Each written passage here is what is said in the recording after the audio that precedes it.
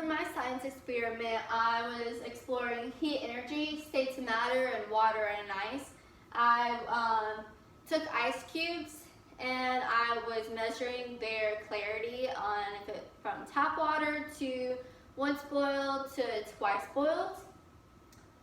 So my hypothesis question was, how will the clarity of ice cubes compare when the water is straight from the tap, boiled, or twice boiled? And then I have pictures of when it was from the tap of an ice cube, once boiled and twice boiled.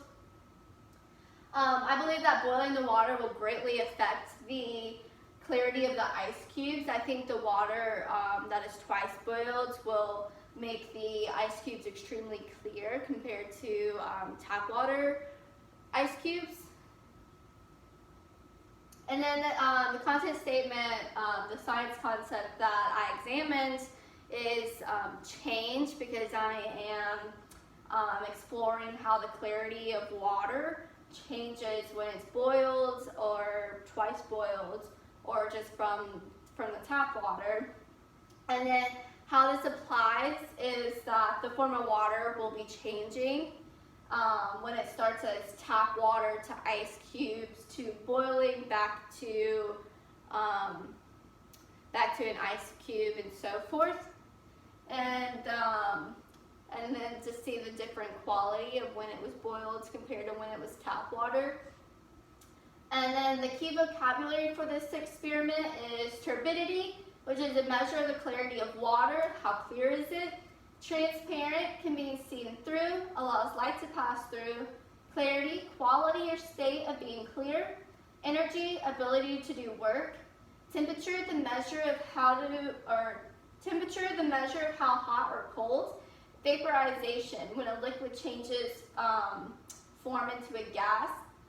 And then foundational skills for this would be to understand heat energy and states of matter, because we're working with boiling water, so we have vaporization, and then the states of matter, how it goes from liquid to a solid when it freezes. And so our variables, our manipulated variable is the type of water, so regular tap water, boiled tap water, and then twice boiled tap water. And then the responding variable of what's going to change will be the clarity of the ice cubes. That will change depending on the tap to the boiled. And then our constant is going to be the duration of time in the freezer and the boiling time. I froze each of the tap to boil to twice boiled for 4 hours exactly, and then I boiled them for 5 minutes. So those are what I kept constant, was those times. And then the materials you need is just a sink that has running water, ice cube tray, and a cooking pot, and then I guess a freezer to freeze it. So the procedures that you'll follow is step 1, fill ice cube tray with tap water. Step 2, freeze ice cube tray for 4 hours. And then after 4 hours, take out tray and ice cubes. And then step 4, use rubric to measure the clarity of ice cubes. Step 5, take a pot and put it on medium-high heat. And then step 6, place ice cubes in pot. And then step 7, when water boils, turn heat off and pour water into ice cube tray. And I made sure to put a caution because the water will be extremely hot since it was getting boiled. And then step 8, to repeat steps 2 and 7. So we're going to, so once we pour the boiling hot water in the ice cube tray, we are going to freeze that ice cube tray for 4 hours. After 4 hours, take the tray, take out the tray, and then take out the ice cubes to use the rubric to measure the clarity, and then put them back in the pot, medium-high heat, boil it, and then start back over, boil it, pour it in the ice cube tray, freeze it for 4 hours, and then take them out, measure them, and then that'll be it because you're only boiling it twice, so you won't have to repeat it anymore. So in my step 8 and step 9, I show the steps to repeat because it's the same process over and over again until you're done. And so this is my rubric. I just have one for cloudy, and I have a picture of a very cloudy ice cube. And so if it's cloudy, light has little to no visibility through ice cube. If ice cube is placed near eye to see through, you cannot make out what you see. There's many white particles, and it looks as if a cloud is in the ice cube. And then for the rating 2, it is clear, and I have a clear ice cube. And light has visibility through ice cube, and then if cube is placed near eye to see through, you can make out what you see a little bit. And then there's little to no white particles, and then it looks clear. And then I have very transparent for the third one, and that means that light penetrates through the ice cube. If cube's placed near eye to see through you can make out what you see. No white particles, looks very transparent, can see right through. And then this is my data to show the average clarity of these ice cubes from 1 to 3. So with my tap water, they were all 1 straight across the board, so the average was 1. And then once boiled, I was actually pretty surprised. So there was only 3 of them that made it to that clear standard, and then you have mostly 1.5 or 1s, and the average was 1.5. And to go back to determine that, I did 1.5 because it looks like there was a cloud inside of it, and there were white particles, even though light had visibility through it, and you can make out to see. So half of it was a 1, half of it was a 2, so that's how 1.5 comes from.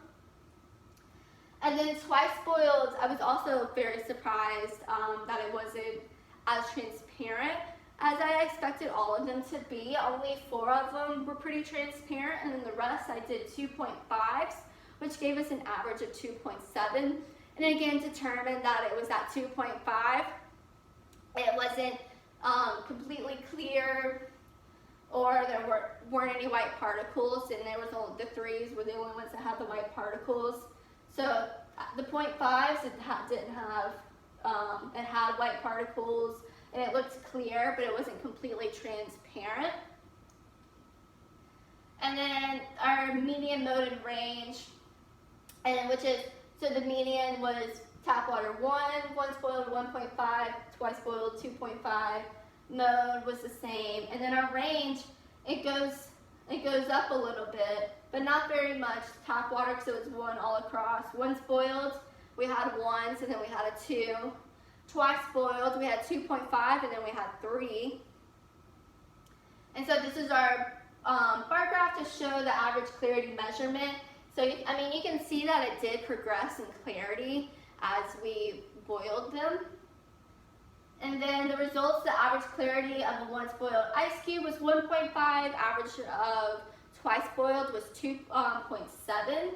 And the average clarity of the ice cubes, they were close to expected of the rating, but not exact completely. And so in conclusion, the boiling water did affect the clarity of the water. However, the progress of the clarity was not as significant as expected. So I thought when you boiled it, it was going to be extremely clear. You could tell right away 1, 2, or 3. But for this experiment, I realized that there was like that little bit here and there where the 1.5, 2.5s come into play.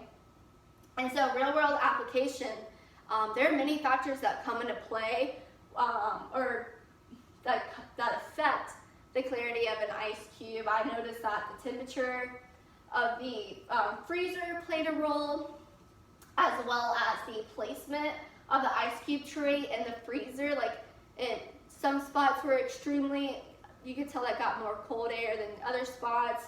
And then when boiling the water, the water vaporizes as it's being boiled, so you're getting less water. So my first trial run, I just had 1 ice cube tray, but then I realized as I was going through the experiment, I was losing less water, so therefore I was losing less trials. So I had to start over and start with 2 trays, so I was able to have enough.